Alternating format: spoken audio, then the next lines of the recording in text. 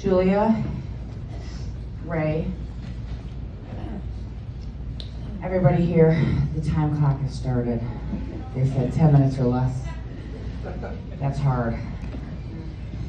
As I watched Ray and Julia walk up here with their printed, typed out notes, I said I was writing bullet points till 1:30 in the morning, and I finished in the car with a pack of cigarettes about a half hour before this shindig started. Better late than never, Nagel.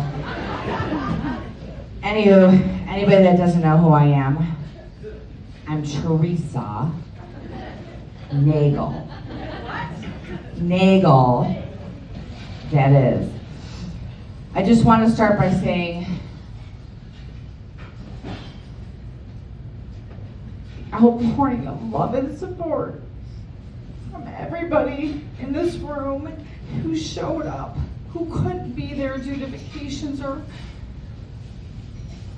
what have you, and sent the most nicest messages to the family and myself and close friends of hers.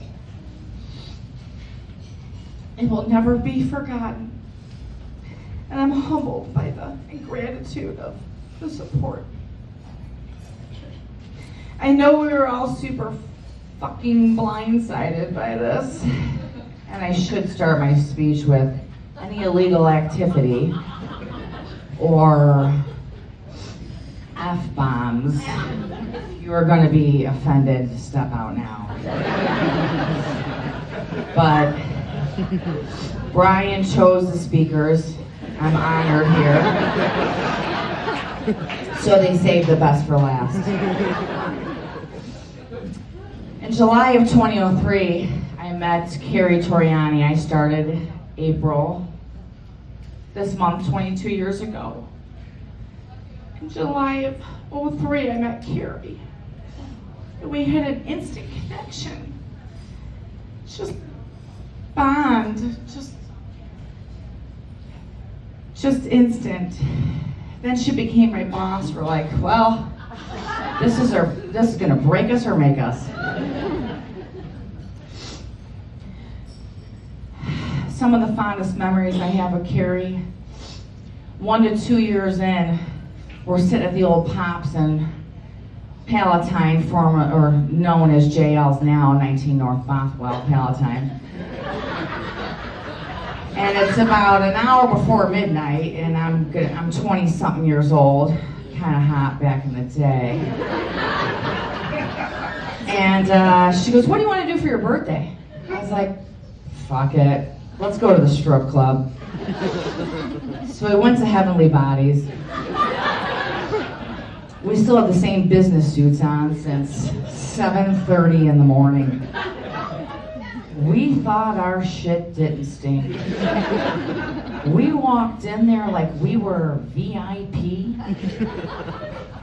because we had suits on and business cards at midnight.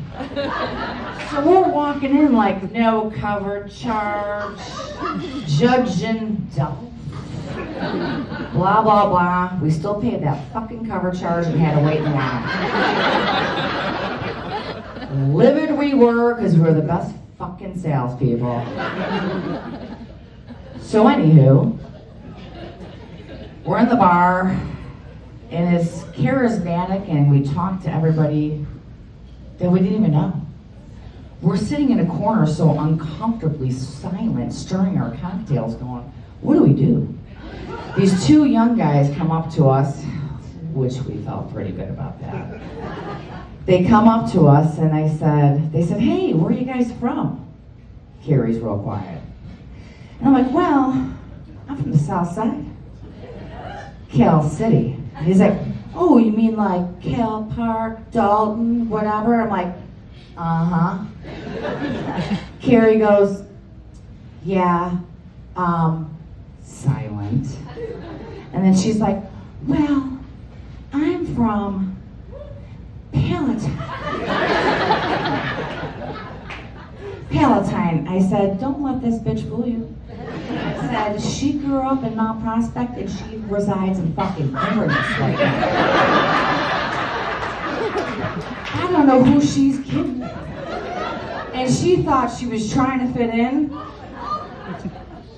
She was naive. The boys and I figured it out. Dalton, Cal City, Harvey, the Heights, Cal Park, real fast. So that became a running joke over the years. Palatine, every time she said it, and Cheryl said it in the hospital this week, and I looked at her, I said, you gotta be fucking kidding me right now. You just said it like your sister. It came across as like pompous, but they didn't mean it pompous. It was Palatine. And I was like, Palatine. So as I was leaving the hospital, I took a sign of the Palatine. And I had to fucking print it out, because it's fucking P-Town. February through July of 2007, she thought I was loose meat.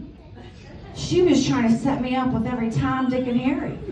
She was so pissed off at me that I bought a condo in Indiana. She's like, what the fuck, Theresa? I need you closer to me. So I turned down about 19 people. And then I finally caved to the love of my life today of almost 18 years, Kevin.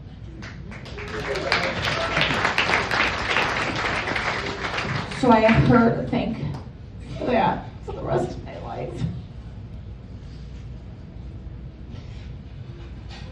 In 2015, I asked her to become my maid of honor.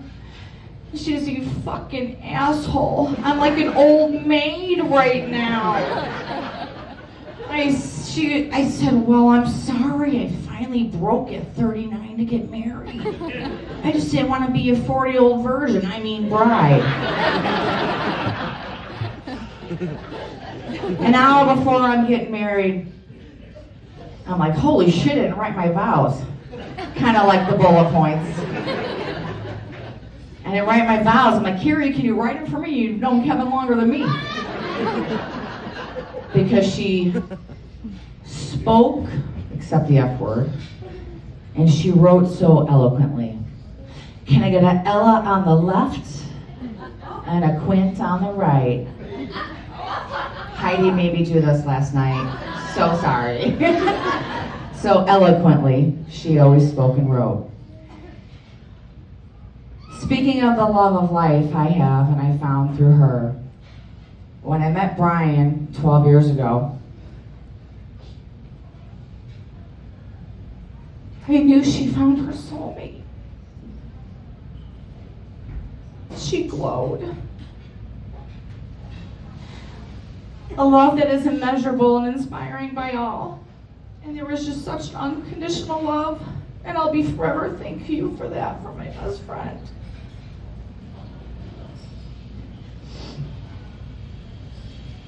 She was so determined that when she got married, I'm blending the Moors and the Torianis. So it became the Morianis. She was so determined, she said, damn it, I have these kids, they're gonna get together, one family. Brian loves my kids, you know, I love Brian's kids and so forth, and she was so determined and she succeeded that by all of you here today. Thank you for being together, and don't lose that for her.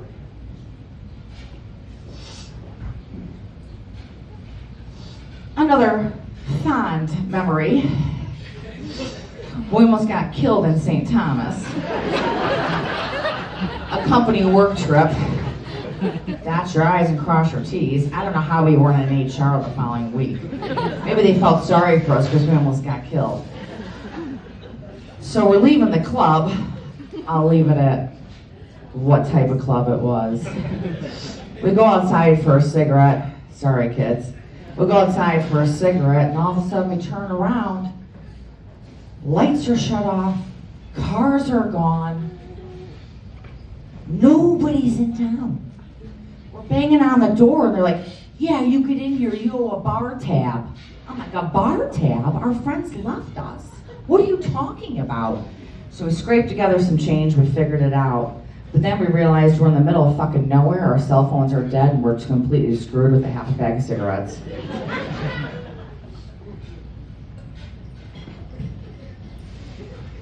We heard the screechings of a black SUV roll on by.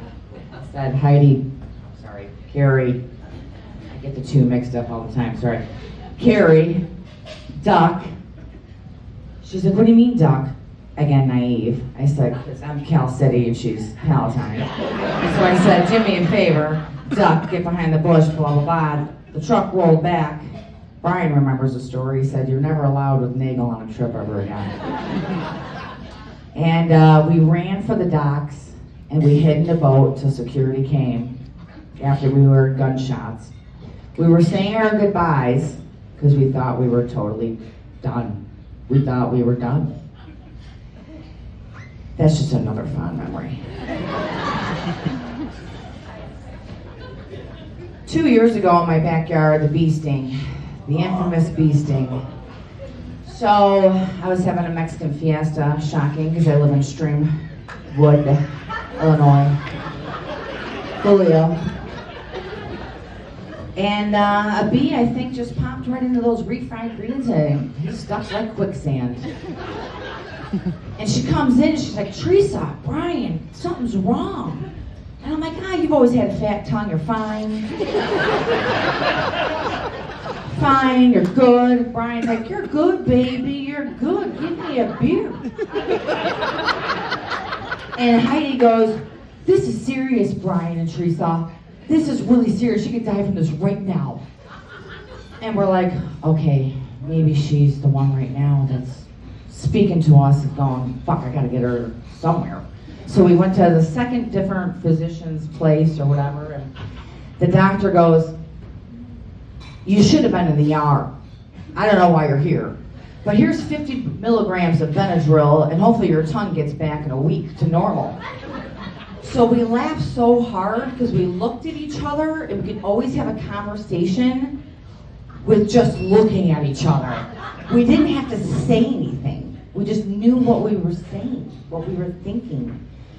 And so we laughed so hard, I took a video of it, and Glenn's gonna play it in a minute. I mean, we pissed ourselves so hard from laughing. At work, you know, you got the OGs here in the room, the real OGs that are already retired. Then Worthy became the OGs, and then you got these little bitches that are coming in at 25 at the wake last night. And I'm like, what the fuck? I could be your mother! Let me teach you a thing or two. But mother hen, like Carrie and I, she took these kids on her team. And they looked up to her and they said, it's my work mom. It's incredibly touching. Because I hope she just taught them the worst rules ever.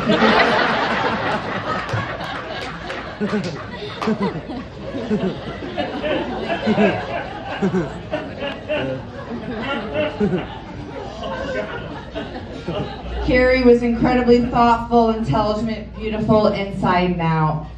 Kind, creative, witty, compassionate, passionate, inside and out, to her core.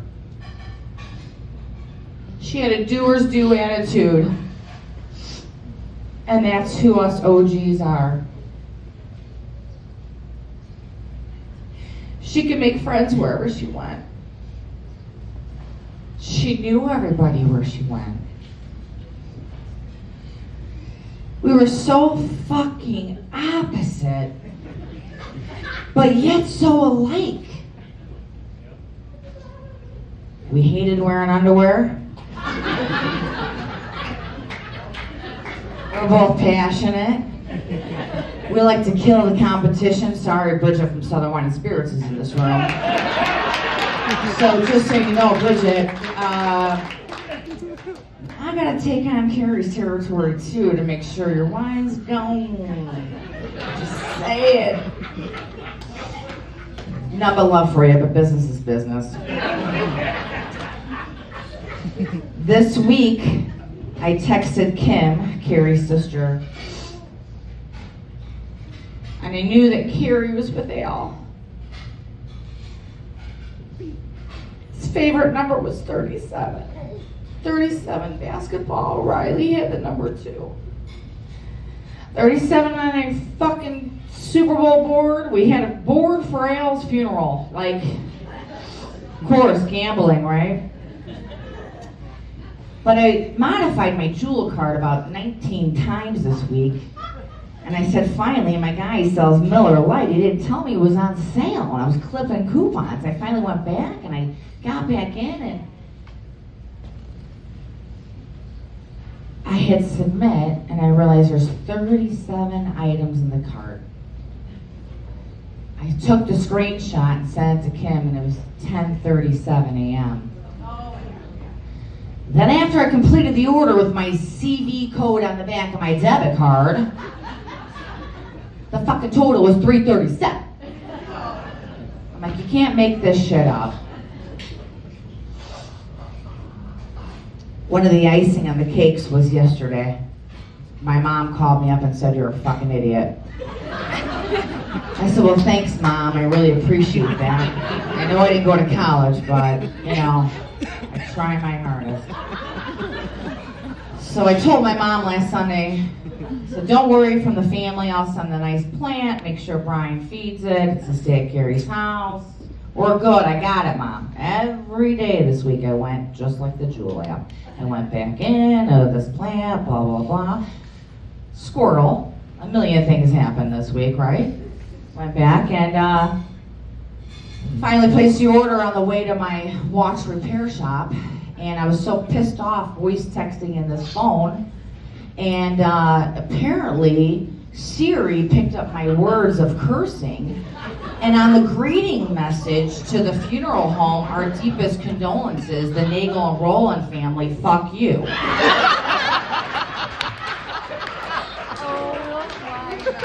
Only me. Only me. My mom called me immediately, who cannot see for shit. And I sent her a screenshot and said, it's done. It's done. It's been a rough week. She said, you're a fucking idiot.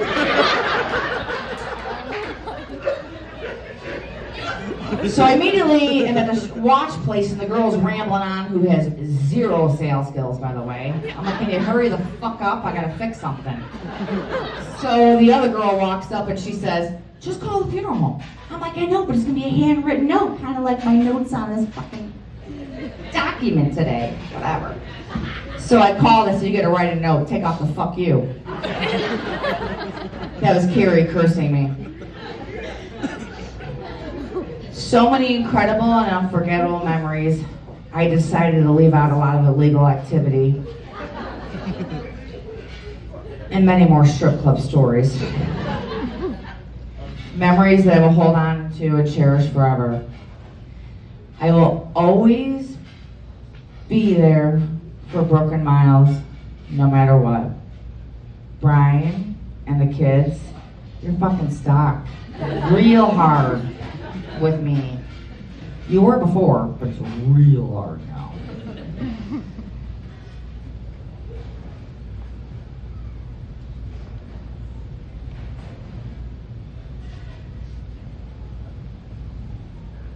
In Carrie's words right now, trying to figure out what she'd say. It wasn't hard. But honestly, I think she'd just say, bye for now, fuck off, and it's time to carry on.